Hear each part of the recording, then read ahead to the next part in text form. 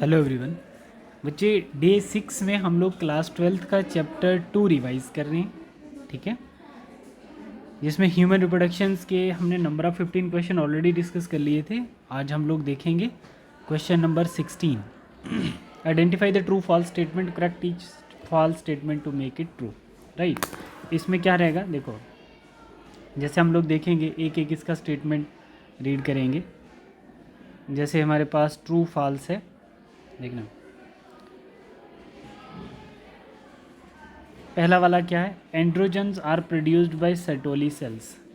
तो ये गलत बात हो गई, androgens are produced by Leydig cells. ठीक है, तो ये क्या कहलाएगा, फॉल्स। बोल रहा है spermatozoa get nutrition from Sertoli cells. Spermatozoa get nutrition from Sertoli cell, yes. फिर क्या बोल रहा है बच्चे, Leydig cells are found in ovary, false.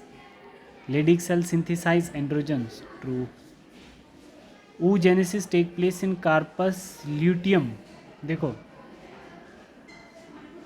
इसका बच्चे oogenesis take place in corpus luteum, ये है बच्चे फॉल्स, ठीक है, क्योंकि oogenesis टेक प्लेस इन ओरी, है ना। फिर बोल रहा है menstrual cycle ceases during pregnancy, menstrual cycle ceases during pregnancy, ठीक है। फिर उसके बाद नेक्स्ट आपके पास क्या आता है, presence or absence of hymen is not reliable indicator of the virginity or sexual experience.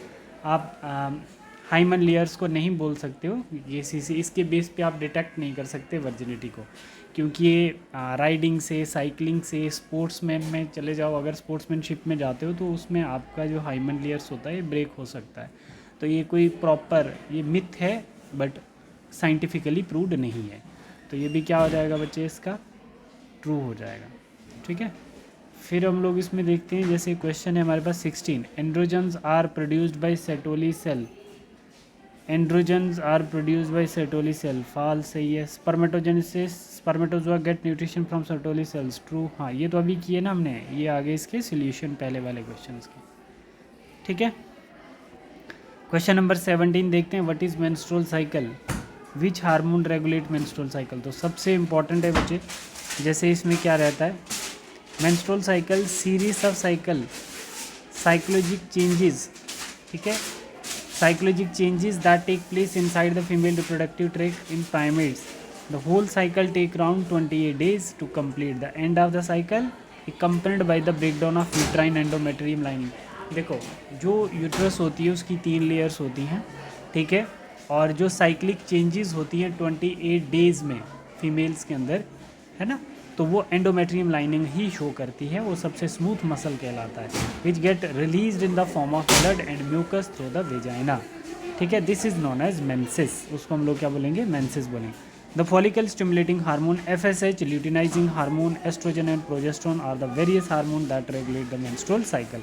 आपने नंबर ऑफ 4 हार्मोन याद रखने हैं, 1, 2, 3 and 4 hormones are the various hormones that regulate the menstrual cycle. The level of FSH and LH secrete from the interior pituitary gland released during follicular phase. FSH secrete under the influence of releasing hormone from hypothalamus stimulate the conversion of primary follicle into graphene follicles. The level of LH increase gradually leading to the growth of follicles and secretion of estrogens.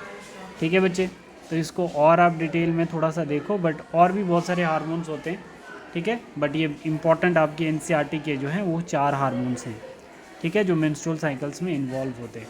तो ऐसे generally अगर आपको याद रखना है, LH जो है luteinizing hormone, FSH follicle stimulating hormone, इसको एस्ट्रोजन सेक्रीट करना है, ठीक है, एस्ट्रोजन सेक्रीट करवाना है फॉलिकुलर ग्रैनुलोसा सेल से, ठीक है। ल्यूटिनाइजिंग हार्मोन्स की सर्ज से क्या होता है, कार्पस ल्यूटियम सेक्रीट होगा और वो प्रोजेस्टेरोन सेक्रेट करेगी जो प्रेगनेंसी कंफर्म करता है, ठीक है। तो ऐसे करके कुछ आपको हार्मोन्स के नाम याद रखने पड़ेंगे। Question number 18, what is parturition. Parturition new young one के बर्थ को बोला जाता है। Which hormone involve induction of parturition. तो पार्चुरेशन को इंड्यूस करने वाले हार्मोन के नाम बताने हैं। पहला हार्मोन हमारे पास आता है प्रोसेस ऑक्सीटोसिन एंड रिलैक्सिन। ये 2 हार्मोन्स होते हैं जो पार्चुरेशन को इंड्यूस करते हैं। जैसे ही मदर के वॉर्म में क्या हो जाता है, फीटस कंप्लीट हो जाता है 9 month का, तो प्रोसेस पार्चुरेशन वाला स्टार्ट होता है।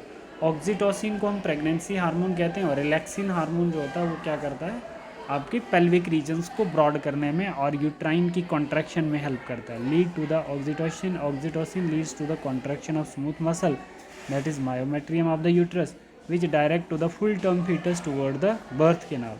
On the other hand relaxin hormone cause the relaxation of pelvic ligaments। Pelvic regions पे जो बोन्स होती हैं उनको रिलैक्स करने में रिलैक्सिन हार्मोन्स का ब्रॉड करने में रोल होता है and prepare the uterus for child birth. 19th question क्या कहता है आपका, in our society the womens are often blamed for giving birth to daughter, can you explain why this is not correct. ठीक है बच्चे, तो इसमें आप लोग देखेंगे बच्चे XX क्रोमोसोम जो होता है वो मेल को रिप्रेजेंट फीमेल को रिप्रेजेंट करता है और XY क्रोमोसोम जो होता है वो मेल को रिप्रेजेंट करता है। तो सोसाइटी में क्या होता है कि जो एमनियोसेंटोसिस टेस्ट होता है उससे इजीली डिटेक्ट हो जाता है, क्या है उससे इजीली डिटेक्ट हो जाते हैं क्रोमोसोम्स। ठीक है, तो जिससे बच्चे का पता चल जाता है मेल है या फीमेल है, तो उससे फीमेल फिटिसाइड्स जो हैं वो ज़्यादा बढ़ जाते थे। Then the baby will be a girls and if it is Y then the baby will be a boys. ठीक है, Y then the baby will be a boy, X then the baby will be girls. ठीक है, देखो question number 20 आप लोग देखोगे थोड़ा सा, और question number 21, how many eggs do you think were released off the ovary of female dogs which give birth to 6 pops.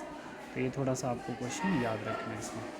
ठीक है बच्चे, तो ये क्वेश्चन थे, इसी के साथ ये हमारी एक्सरसाइज भी ख़त्म होती है इस चैप्टर की।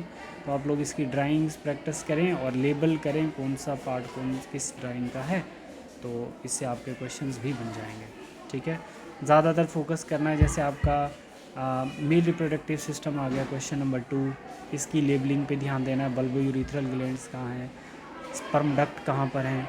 ठीक है बच्चे, तो फीमेल रिप्रोडक्टिव सिस्टम पे ध्यान देना है और आपके फर्टिलाइजेशन वाले पॉइंट पे ध्यान देना है। ठीक है, थैंक यू।